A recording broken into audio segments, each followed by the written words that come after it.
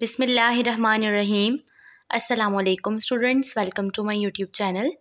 MTA 202 की assignment number 1 आई है आपके पास समर सेमेस्टर 2024 की। टोटल 10 मार्क्स की आपकी असाइनमेंट है और ड्यू डेट 3 सितंबर है। ठीक है, तो असाइनमेंट में आपने क्या करना है, फर्स्ट क्वेश्चन देखें। आपने यूज़ करना है सिंबल राइट करने के लिए logical form of each argument given below and then use a truth table to test the arguments of validity.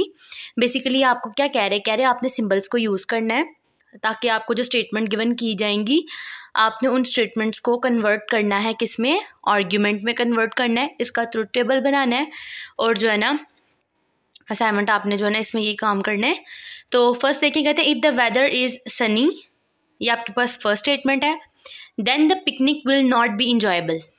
If the picnic is enjoyable then the weather was not sunny. The weather was not sunny and the picnic was not enjoyable. आपके पास 3 statements बन रही हैं। First statement आपके पास कौन सी है, if the weather is sunny then the picnic will not be enjoyable.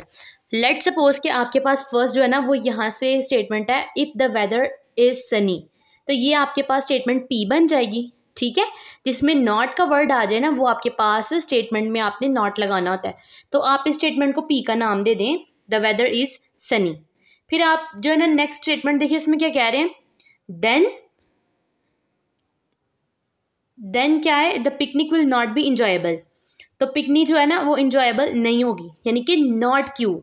आपने जो स्टेटमेंट बनानी है ना उसमें आपने पी नॉट क्यू लेना, वो पहली स्टेटमेंट बनेगी आपके पास। ठीक है, तो यहाँ पे देखिए आपके पास अगर फर्स्ट स्टेटमेंट बनी the weather is sunny, second बनेगी तो पिकनिक इज इंजॉयबल।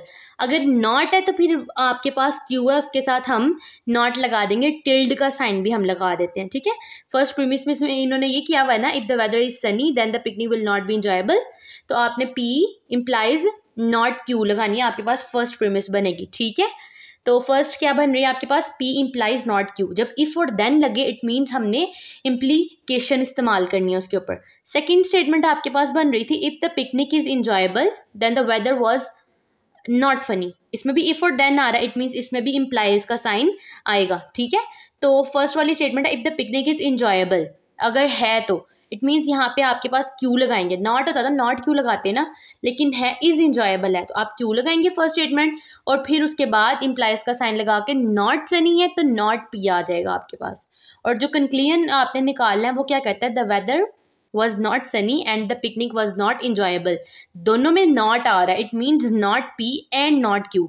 बीच में नॉट एंड है ना, एंड जो होता है उसके लिए हम हैड का साइन इस्तेमाल करते हैं।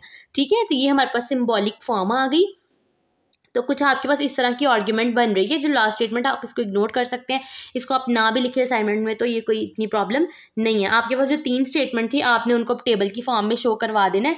पी आपके पास क्या है, 2 ट्रू लेते हैं हम, 2 फॉल्स लेते हैं। क्यू क्या लेना था, 1 ट्रू 1 फॉल्स, 1 ट्रू 1 फॉल्स। ठीक है, फिर आप पी नॉट और क्यू नॉट निकाल लें, वो भी बहुत सिंपल है। आपने क्या करना है, ट्रू को फॉल्स कर देना होता है और फॉल्स को ट्रू कर देना होता है। ठीक है, उसके बाद क्या करेंगे, पी इम्प्लॉइज नॉट क्यू। तो इम्प्लॉइज क्या कहता है, इम्प्लॉयज़ कहता है अगर आपके पास जो है ना फर्स्ट वाली ट्रू है एंड सेकंड फॉल्स है स्टेटमेंट, तो फिर आपने फॉल्स लगाना है, अदरवाइज सब ट्रू होते हैं।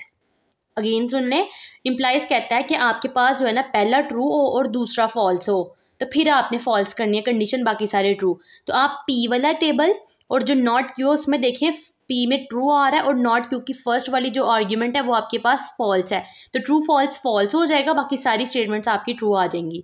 जब आप क्यू इम्प्लॉइज नॉट पी करेंगे तो फिर क्यू की आपने स्टेटमेंट फर्स्ट देखनी है, क्यू का पहले ट्रू आ रहा है और जो नॉट पी है ना उसका फॉल्स आ रहा है, तो ट्रू फॉल्स फॉल्स हो जाएगा, बाकी सारी स्टेटमेंट्स ट्रू हो जाएंगी। और जो लास्ट वाली है उसमें क्या था, कंक्लूजन कह रहा है कि not P and not Q, तो क्या करना है, एंड का ऑपरेशन परफॉर्म करना है। तो एंड क्या कहता है, दोनों स्टेटमेंट्स ट्रू होंगी तो ट्रू, यानी कि नॉट पी और नॉट क्यू, ये जो टेबल आपको नजर आ रहा है इनमें दोनों ट्रू होंगी तो ट्रू, बस लास्ट वाली में दोनों ट्रू हैं, अदरवाइज बाकी सारी फॉल्स हैं। तो यहाँ पे आपकी कंडीशन जो है ना, वो आपके पास जो कंक्लूजन बन गया है, इसमें कोई अगर होता ना कि सारी ट्रू होती तो वो आपके पास टोटोलॉजी होता, बट ये नहीं है। ठीक है, तो आपने क्या देना है, हमने एनालाइज किया ये सारी जो है ना, आपने जो मैंने आपको अभी समझा दी है ना, यही आपने यहाँ पे जो है ना राइट कर देना 1 by 1। तो देखना स्टेटमेंट आपके पास वैलिड है कि इनवैलिड। तो स्टेटमेंट जो ना वो आपके पास इनवैलिड बनी है, उसकी रीज़न क्या है? उसकी रीज़न ये है कि आपके पास होना क्या चाहिए था, सारी की सारी जो स्टेटमेंट है ना आपके पास ट्रू आना चाहिए था। तीनों स्टेटमेंट्स अगर आपके पास ट्रू हो ना, तो फिर ये वैलिड स्टेटमेंट बनती है। ठीक है, तो ये आपके पास जो स्टेटमेंट बन रही है वो आर्ग्यूमेंट आपके पास क्या है, इनवैलिड है। नेक्स्ट क्वेश्चन देखें, इसमें क्या करना था। नेक्स्ट क्वेश्चन में कह रहे हैं आपके पास 50 स्टूडेंट्स हैं, जिसमें से 18 जो हैं वो ऐसे हैं जो कि टी जो है ना पसंद करते हैं। ठीक है, और जो टी और कॉफ़ी पसंद करते हैं 12 ऐसे हैं जो कि कॉफ़ी और जूस पसंद करते हैं, और बाकी के 10 ऐसे हैं जो कि टी एंड जूस पसंद करते हैं। बाकी जो 5 रह जाते हैं वो ऐसे हैं जो कि सारी की सारी ड्रिंक्स को वो जो है ना वो पसंद करते हैं। ठीक है, तो कहते हैं कि कोई ऐसा नहीं है जो कि सिर्फ जूस को ही अकेले को पसंद करता है। आपने इसकी वेन डायग्राम बनानी है और फिर आपने बताना है कि जो आपके पास स्टूडेंट्स हैं जो टी जो है ना वो ड्रिंक करते हैं और जो कॉफ़ी पीते हैं, आपने बताना है इन दोनों में से कौन से कितने स्टूडेंट्स हैं जो कि कॉफ़ी को जो है ना वो ज़्यादा प्रेफर करते हैं या फिर उसको लाइक करते हैं। ठीक है, तो देखें कि आपके पास मैंने ये यहाँ पे पहले स्टेटमेंट बता दी कि आपके पास ये देखिए वेन डायग्राम में क्या कह रहे हैं, आपके पास जो बॉक्स है ना रेक्टेंगुलर बॉक्स, ये रिप्रेजेंट कर रहा है कि टोटल स्टूडेंट्स कितने हैं 50। तो मैंने कह दिया कि भाई ये 50 स्टूडेंट्स हैं जो रेक्टेंगुलर बॉक्स को रिप्रेजेंट कर रहे हैं। उसमें से जो है ना आपने एक ओवरलैपिंग वाले सेट्स ले लेने हैं, 3 लेने, क्योंकि टी जूस एंड कॉफ़ी आपके पास 3 सेट्स हैं। उसमें देखें आपके पास जो है ना टी और कॉफ़ी वाले कौन से स्टूडेंट्स हैं, वो है 18 जो इन दोनों को लाइक करते हैं। तो हमने सिर्फ वो पोर्शन जो है ना वो सर्कल कर लेना, कहना हाईलाइट कर देना जिसमें ये जो 18 आ रहा है। ठीक है, ये दोनों में आ रहा है, टी और कॉफ़ी में। फिर टी और जूस जो है उसमें आपके पास जो ब्लू वाला है ना वो वाला एरिया आ रहा है 10। ये ऐसे स्टूडेंट्स हैं जो टी और जूस को लाइक करते हैं। और कॉफ़ी और जूस में जो 12 आ रहा है ना, ये वो वाले स्टूडेंट्स हैं जो जूस एंड कॉफ़ी को लाइक करते हैं। और इन सब में 5 जो आपको नज़र आ रहा है वो ऐसे स्टूडेंट्स हैं जो कि सबको लाइक करते हैं। ठीक है, तो ये आपने इसकी जो है ना वो वेन डायग्राम बना लेनी है। मैंने पेंट पे बनाई थी, आप भी बना सकते हैं। ठीक है, तो इस तरह से मैंने ये जो मैंने एक्सप्लेन किया ना ये सारा मैंने यहाँ पे राइट कर दिया है। ठीक है, और अब ये भी बताना था ना कि कौन से स्टूडेंट्स हैं जो कि टी को लाइक करते हैं और कौन से जो है वो कॉफ़ी को। अब देखिए हमारे पास जो है ना टी वाला जो सर्कल आप नोट करें उसमें 18, 5 और 10 आ रहा है, यानी कि ये वो स्टूडेंट्स हैं जो कि तीनों ग्रुप्स में आ रहे हैं, तीनों सेट्स में आ रहे हैं, लेकिन टी में भी आ रहे हैं। तो मैंने कहा 18, 5 और 10 अगर हम इनको ऐड करते हैं ये वो टोटल स्टूडेंट्स हो जाते हैं जो कि टी को लाइक करते हैं। ठीक है, 33 बन रहे हैं। और कॉफ़ी को जो है ना वो 18, 5 और 12 ये आपके पास कॉफ़ी वाले पोर्शन में आ रहे थे। इनको हम जब करते हैं ना ऐड तो ये 35 स्टूडेंट्स बनते हैं। इसका मतलब है टी और कॉफ़ी में कॉफ़ी के स्टूडेंट्स ऐसे ज़्यादा हैं जो कि वो स्टूडेंट्स ज़्यादा है जो कॉफ़ी को लाइक करते हैं।